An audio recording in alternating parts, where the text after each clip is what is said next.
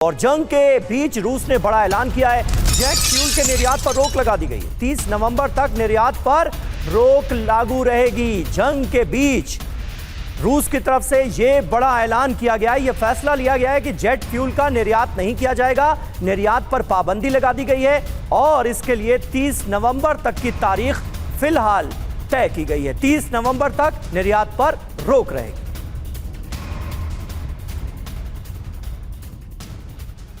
तो देखिए, यूक्रेन जंग में रूस को झटका लगा है और इसमें से जुड़ी खबरें क्या है। पहली ब्रेकिंग ये कि पुतिन सरकार ने बड़ा फैसला लिया है।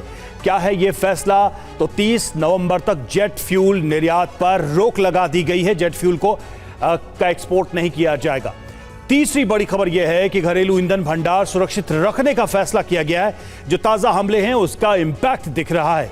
क्यों यह फैसला लिया गया? रिफाइनरीज की उत्पादन क्षमता पर असर पड़ा है। दूसरा, यूक्रेन के ड्रोन मिसाइल हमले का भी प्रभाव दिखाई दे रहा है। तीसरा, हमले से जेट फ्यूल के उत्पादन में कमी आई है, इसलिए एक्सपोर्ट को फिलहाल रोक दिया गया है।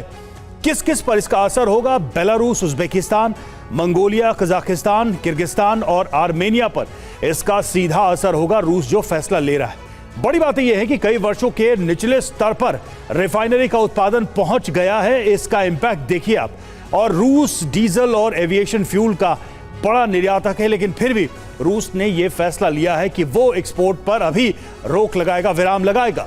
और यूक्रेन लगातार एनर्जी नेटवर्क को निशाना बना रहा है और वो जानता है कि इससे रूस को आर्थिक क्षति होगी और उसका एक प्रभाव भी यहां दिखाई दे रहा है। संजय सोई सर, बहुत साफ दिखाई दे रहा है कि यूक्रेन क्या कर रहा है और उसको क्या गेन हो रहा है।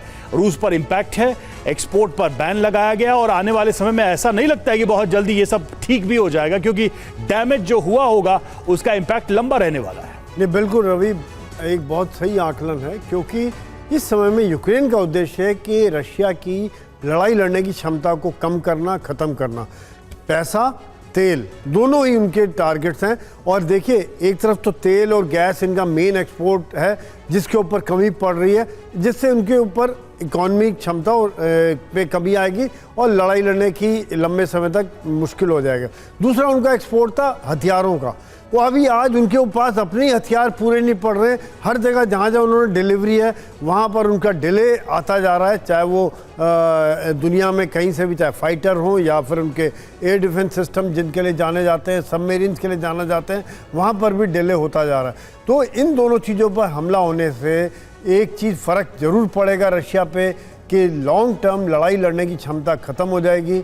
और इस समय पहले ही 4 साल से ज़्यादा जैसे बातचीत हुई है, इस समय से लगातार लड़ते हुए पहले ही वो उनकी इकॉनमी का साइज़ इतना बड़ा नहीं है और उनका जो डिफेंस बजट भी इतना ज़्यादा नहीं है, जिसका कारण से इनके ऊपर काफ़ी असर पड़ रहा है। और यूक्रेन बीच बीच में अभी भी टारगेट्स उनके यही हैं, रिफाइनरी और एम्यूनिशन डंप्स और उनका जो एयर बेसिस और कमांड स्ट्रक्चर, यही टारगेट द्वारा रशिया की लड़ने की क्षमता वो कम करने की कोशिश कर रहे हैं। समीर, बिल्कुल संजय जी। और इस बीच देखिए, एक और अहम खबर आ रही है। रूस के हमलों पर यूक्रेन ने फिर पलटवार किया है। रूसी ठिकानों पर यूक्रेनी सेना ने हमला किया है। बर्डियांस्क से ये खबर है, जहां रूसी कब्जे वाले इलाकों पर प्रहार कर दिया है यूक्रेन ने। ये देखिए तस्वीरें, बर्डियांस्क में यूक्रेन ने हाईवे को कब्जे में ले लिया है। ये खबर सामने आ रही है, तस्वीरें आपके सामने।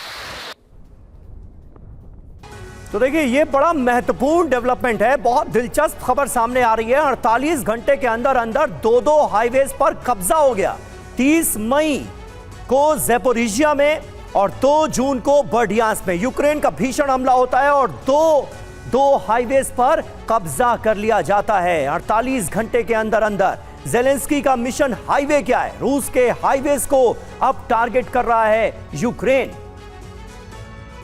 जी, और पिछले 2 दिनों में 2 हाईवेज पर कब्जा किया है यूक्रेन ने। ज़ैपोरिजिया और बर्डियांस्क में ये हमले किए गए हैं। एक तरीके से सप्लाई लाइन या कम्युनिकेशन को भी प्रभावित किया जा रहा है, रोड कम्युनिकेशन को। मिशन हाईवे क्यों किया जा रहा है, इसको भी समझते हैं। सेना को ईंधन, गोला बारूद, सैनिकों की आवाजाही, इन सब में मुश्किलें पैदा करना इसका मकसद है।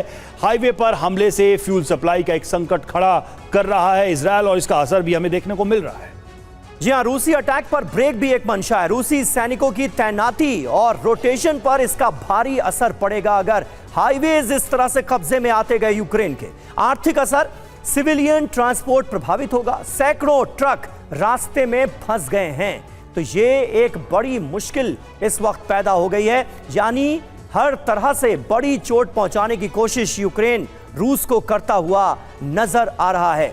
हमारे साथ तमाम खास मेहमान मौजूद हैं। सिंघल सर, किस तरह से आप देखते हैं इस डेवलपमेंट को? ये तो अपने आप में बड़ी बात है। 48 घंटे के अंदर अंदर रूस के 2 हाईवेज पर अगर कब्जा करने में सक्षम हो रहा है यूक्रेन, तो यानी तैयारियां बड़ी हैं उसकी भी। समीर, बिल्कुल आप सही कह रहे हैं। जिस तरह से यूक्रेन पिन पॉइंटेड अटैक कर रहा है और बड़े इंफ्रास्ट्रक्चर को देख रहा है या ट्रांसपोर्टेशन जो उनका हब है उसको कर रहा है, और जैसा आपने अभी हाईवे के बारे में बताया, वो उस पर वो हमले कर रहा है और उससे रूस को जो है नुकसान हो रहा है। और वो जिस तरह से कीव पर उसने हमला किया है और जो बिल्कुल अटैक करने की कोशिश की जा रही है, वो दिखा रहा है कि यूक्रेन को एक तो उनका इनका जो इंटेलिजेंस सिस्टम है वो मेरे ख्याल से बहुत इफेक्टिव हो गया है, और या कहीं उनको सपोर्ट मिल रहा है, यूरोप से उनको मिल ही रहा था, हो सकता है यूएसए से भी मिल रहा हो। और उनकी जो ड्रोन बनाने की क्षमता है वो मेरे ख्याल से वो जो कि हम इसके बारे में बात नहीं कर रहे हैं, इनकी उसमें इन्होंने मास्टरी हायरिंग कर लिया, वो कर लिया अपने आप में। और उससे ना केवल आसपास के इलाके पर वो हमला कर पा रहे हैं, बल्कि दूर तक वो हमला कर रहे हैं। और जो उनकी स्ट्रेटेजिक असेट्स हैं रशिया की, उन पर वो हमला करने में कामयाब हो रहे हैं। और जैसा कि आपने अभी बताया कि उन्होंने अपने स्टोरेज करने की, स्ट्रेटेजिक स्टोरेज के बारे में बात कर रहे हैं अब, और डीजल के स्टोर करने रोक लगा रहे हैं, या एविएशन फ्यूल पर जो रोक लगाई है उन्होंने, जबकि वो बहुत बड़े एक्सपोर्टर हैं। तो वो दिखा रहा है कि यूक्रेन जो उनका प्रोजेक्ट है, ये आप वेब के बारे में स्पाइडर वेब के बारे में जो बात की, वो बहुत सक्सेसफुल हो रहा है। और जो पुतिन का जो इरादा था कि भाई हम इस पर जल्दी से जल्दी इनको दबा देंगे, वो उसमें वो पॉसिबल नहीं हो पा रहा है, लग रहा है। और जेलेंस्की ने उसका एक मेरे ख्याल से एक रास्ता निकाल लिया है, ठीक है, जो पुतिन को इस वक्त जो है भारी पड़ रहा है। बिल्कुल उसका प्रभाव तो दिख ही रहा है।